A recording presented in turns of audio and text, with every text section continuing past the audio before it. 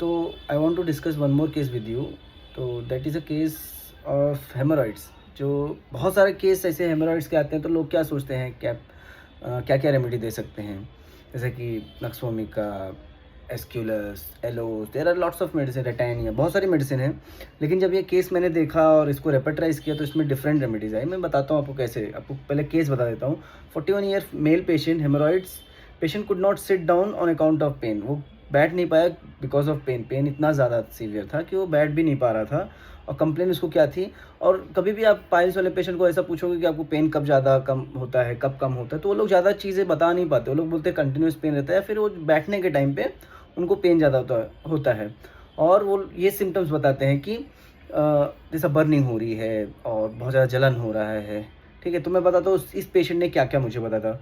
पर rectum bleeding हो रही थी, burning, stitching, pulsating pain in the rectum, itching in rectum, और हेमोरॉइड्स। मतलब जब एग्जामिन किया तो वो स्वॉलन था।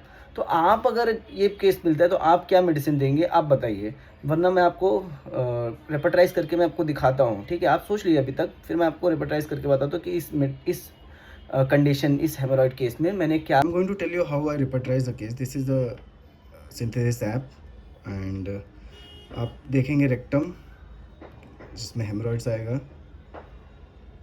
हेमोरॉइड्स आप देख सकते हैं। तो पहला सिम्टम्स, आप कुछ भी कोई भी सिम्टम्स ले सकते हो, अरेंज हो जाएगा। तो मैंने स्वॉलन लिया, जैसा कि मैंने बताया था कि स्वॉलन रहेगा। ठीक है, फिर उसके बाद rectum, hemorrhoids, stitching pain, stitching को आप ले लीजिए। ठीक है, फिर हेमोरॉइड्स, पल्सेटिंग पेन,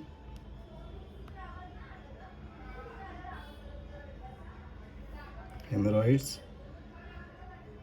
मैंने आपको रेपर्टाइज करके दिखाया। ब्यूरियाटिक एसिड 30 मैंने 15 डेज़ के लिए दिया था, और उसके ऑलमोस्ट 90% सिम्टम्स बहुत बेटर हो गए थे। पेशेंट बहुत ज़्यादा अच्छा फील कर रहा था। फिर मैं आपको बताऊंगा कि फॉलोअप में मैंने क्या किया था। Thanks for watching. Thank you.